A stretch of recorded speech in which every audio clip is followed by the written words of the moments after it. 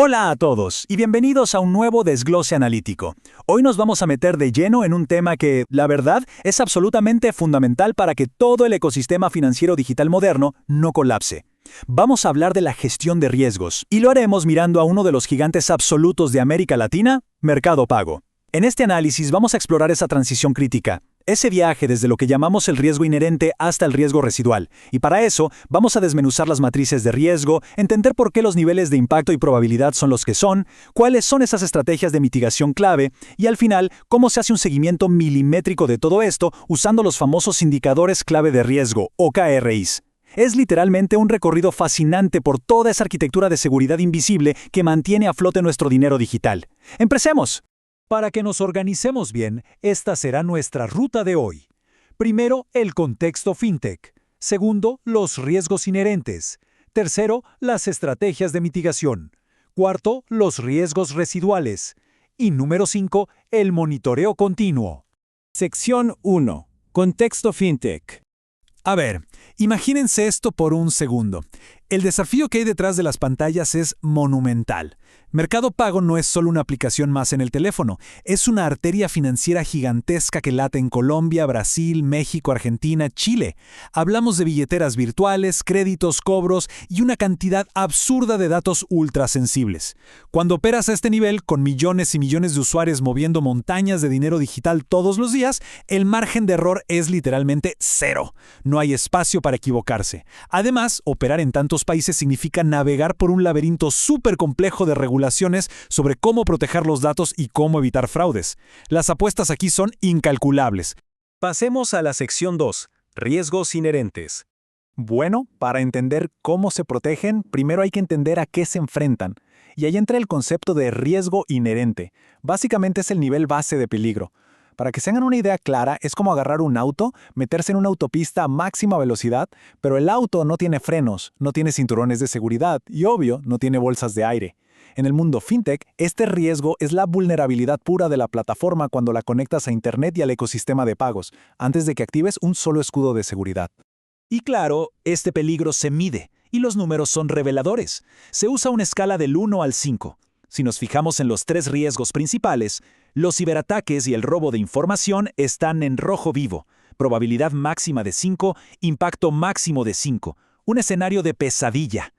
Luego tenemos las caídas de la plataforma, que tal vez no pasan todos los días, tienen una probabilidad de 3, pero el impacto sigue siendo un 4 bastante alto. Y por último, el dolor de cabeza de siempre, el fraude transaccional y la suplantación de identidad, con una altísima probabilidad de 4 y un impacto de 4.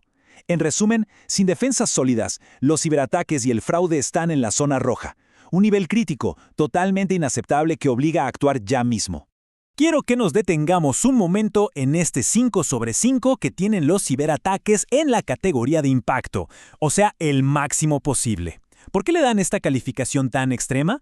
Pues porque en el mundo real las consecuencias son devastadoras. Las fintechs son como un imán para los atacantes por el altísimo valor de la información que guardan. Si logran entrar, no solo estamos hablando de pérdidas de dinero enormes o multas gigantescas por parte de los reguladores. Lo peor de todo es que se destruye la confianza de los usuarios. Y miren, la confianza es ese activo invisible que, una vez que se pierde, es casi imposible de recuperar.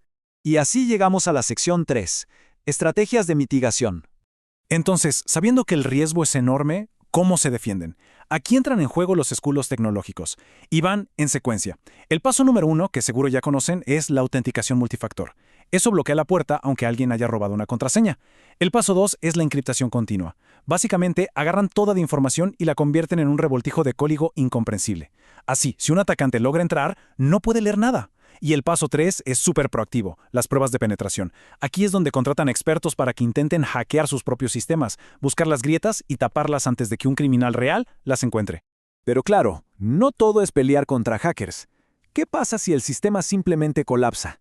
Para evitar que la plataforma se caiga, usan infraestructura en la nube con redundancia geográfica y respaldos automáticos. Esto es una maravilla. Si un servidor en un país decide dejar de funcionar, otro servidor en otra parte del mundo toma el control en milisegundos y el usuario ni se entera. El negocio sigue andando. Y para el tema del fraude, ahí usan inteligencia artificial que analiza patrones rarísimos de comportamiento en tiempo real, combinada con validación biométrica facial o dactilar. O sea, asegurarse de que la persona que tiene el celular en la mano es realmente quien dice ser. Sección 4. Riesgos residuales. Aquí es donde evaluamos si todas estas estrategias de seguridad realmente valen la inversión. Y la respuesta corta es que sí, absolutamente. Antes de aplicar los controles, teníamos el riesgo de ciberataque en una zona roja, a un nivel crítico. Pero una vez que se implementa la encriptación pesada y la autenticación multifactor, ese riesgo baja, se desinfla, hacia un nivel medio alto, a la zona amarilla. Ojo, la amenaza no desaparece por arte de magia, siempre va a existir mientras operes en el mundo digital. Pero la diferencia es que ahora es un riesgo manejable, algo que puedes monitorear y que no va a destruir tu empresa de la noche a la mañana. Y si miramos el panorama completo de los riesgos residuales, las noticias son buenas. El fraude transaccional logró bajar a un nivel medio de 3 en probabilidad. Sigue en la zona amarilla, sí, porque siempre hay que estar alerta. Pero miren el riesgo de las caídas de la plataforma. Gracias a la nube y a los servidores de respaldo, su probabilidad residual cayó a un 2 y su impacto a un 3. Esto lo mete de lleno en la zona verde, un nivel de riesgo completamente controlado y aceptable. Las estrategias funcionan, eso es innegable. Pero el mundo digital nunca duerme y los atacantes siempre están buscando la próxima vulnerabilidad. Por eso necesitamos la sección 5, monitoreo continuo. Y aquí surge una pregunta clave bastante estratégica. ¿Cómo haces para anticiparte al desastre antes de que te explote en la cara? Porque, seamos sinceros, llegar a ese estado de riesgo aceptable hoy no te garantiza absolutamente nada para mañana. El verdadero juego no es reaccionar cuando la plataforma ya se cayó o cuando ya te robaron, es predecirlo. Y para mantener el barco a flote frente a riesgos que cambian todos los días, se necesita un sistema de vigilancia que no parpadee nunca, 24/7. La respuesta técnica a este gran desafío se llama KRI, o indicadores clave de riesgo. Y no son las típicas métricas aburridas de rendimiento de fin de mes. Son literalmente un sistema de radar súper sofisticado. Estos indicadores le permiten a los líderes detectar cosas raras en la operación y nuevas formas de fraude muchísimo antes de que se conviertan en un problema real, dándoles el tiempo exacto para subir los escudos antes del impacto. Para que no suene tan abstracto, aquí tienen 3 ejemplos directos. El primer KRI cuenta cuántos intentos de acceso no autorizado hubo en la semana. Si ese número sube de golpe, es una alarma clarísima de que se viene un ciberataque. El segundo mide cuánto tiempo en promedio la plataforma estuvo caída. Esto te dice de inmediato si tus planes de respaldo están funcionando o no. Y el tercero monitorea qué porcentaje de transacciones huelen a fraude, lo que le permite a los equipos de inteligencia artificial ajustar sus modelos casi en tiempo real para bloquear a los estafadores. Pero para que todo esto funcione, se necesita un equilibrio perfecto. Las decisiones inteligentes requieren mirar en todas direcciones. Por eso tienes KRIs prospectivos, que son como unos binoculares hacia el futuro para anticipar ataques. Tienes los retrospectivos, que miran por el espejo retrovisor para analizar qué tan bien aguantó el sistema un pico de tráfico la semana pasada. Y los operacionales, que te dicen qué está pasando hoy, ahora mismo, en el piso de operaciones. Juntos te dan una visión de 360 grados del negocio, permitiendo que la empresa decida en qué tecnologías de seguridad invertir y en dónde, con una precisión casi quirúrgica. Para ir cerrando, esta frase da justo en el clavo y resume todo nuestro análisis de hoy. En este mundo de las fintech, es muy fácil dejarse llevar por el brillo de la innovación, por lanzar la próxima gran funcionalidad que atraiga clientes. Pero el verdadero liderazgo, lo que hace que una empresa no desaparezca, exige tomarse la gestión de riesgos en serio.